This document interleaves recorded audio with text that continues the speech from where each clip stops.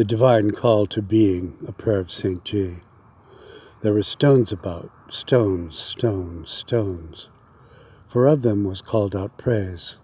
They are shouting stones. And shall we show our ineptitude that these inanimates see the Lord always, and we do not? None were more highly placed upon the earth than we, yet with a difference, none of them sinned. Thus, who are the brutish things? King David inquired why the Lord was mindful of men. It is a good question. The answer is deeper than we would want. We consider the triplicity of God as the archetype of the triplicity of our spirit. In our three modes, not of persons as you, will has precedence before thought and knowledge. The will has no object but itself, embracing itself, and therefore dark. Yet it can be given a purpose placed outside of itself, forcing it out of its immediate existence within itself. What we then conceive, we may burst with passion to possess. Our desire appears as arbitrary will, or faculty of choice. As the Holy Spirit is a copy of the Father's loving will and loving thought directed to the Son, so in us, our soul is a copy of our Spirit's loving thought and loving will. Our power of imagination dissolved the harmony with the Spirit, thus a fall to confusion, foreboding, and misgivings regarding the mysterious, and you were very mysterious. A rock, not complicated by these things, has a surer view of you, but not a deeper one. Our fall from grace is assigned to our distorted will, yet it was determined and decreed by the Lord. At the divine call to being, soul and body are together formed. The embryo in the womb is a germinating concrete unity of body and soul. The body with primogeniture, the soul then endowed. Then the creative impresses of the primitive beginning continue to operate in the act of procreation you share with us. The impelling cause of the development of the body is God, not the soul. For the body is already a past inorganic life.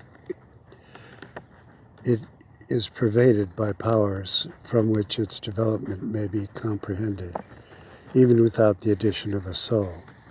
Yet it is a suitable organ of the soul. The soul is thus the purpose and link and support of this growth into being, the self-living center. The soul, even in the world, stamps the individuality which each of us lives. But as to the unity of body and soul, is growth into being. It is not absolute, but only in a certain measure. The body is brought forth from existing material, out of a plastic chaos, existing material. The body is prior to the giving of a unique soul, and already individuated. Neither precedes the other, but shown as a hierarchy. Some have said the soul has its primitive standing in the soul fire of the Father, and a longing after light and existence. Is the development of man to be placed under a natural or a spiritual point of view? Your will is that the Spirit permeate the body and soul. Thus the whole being is permeated by Spirit. For all men, there are two initial stages: the breath of life infused to all creatures, and a sentient breath of life and personality given to all men. For those who come to believe in you, there are two further stages. Unconsciously or undetectably, the Holy Spirit brings salvation and indwells the believer. Fourthly, all men are resurrected, but many go to hell. Nonetheless, a great number is saved eternally. To them is given a fully conscious spiritual life, paired with a glorified body, and we are then a new Adam, a second Adam, adopted brother to Jesus Christ. We are of divine archetyped. This an eternal one. The idea and will for us was in eternity, and we may be sure that our forward life, even after death, will manifest all aspects of spirit within us, and perhaps for the earth in its heavens. Shall we sit in the grass and wait for the apple to fall because we are formed to be pantheists? Our true knowledge of you is revealed wisdom.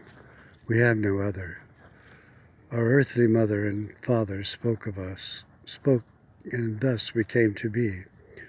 We are a word of proclamation, and Jesus the Son is a word of proclamation. Is it our atoms which proclaim us? Nay, it is our spirit. From everlasting the counsel of your love has existence, first to the only begotten Son, and then to us. In this everlasting word, you have expressed your will, your nature, and your presence.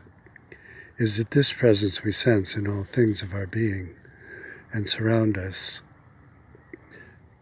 These are the unseen transfigurations prompting us. Now when Jesus was transfigured upon the mount, the light in Moses' face would not fade. We too have seen the Lord, not with our eyes, but with our heart of faith. As we are saved from the foundation of the world, we have somehow seen you there. In these centuries, the light upon our face has faded, dwindled within, but is there, ready to be rekindled as we march across the valleys, the mountains, and the sea. And to do what? Only to say always the word of the Lord, your person. And of obligation, better we are impressed and sealed in the clay which you have formed. Amen.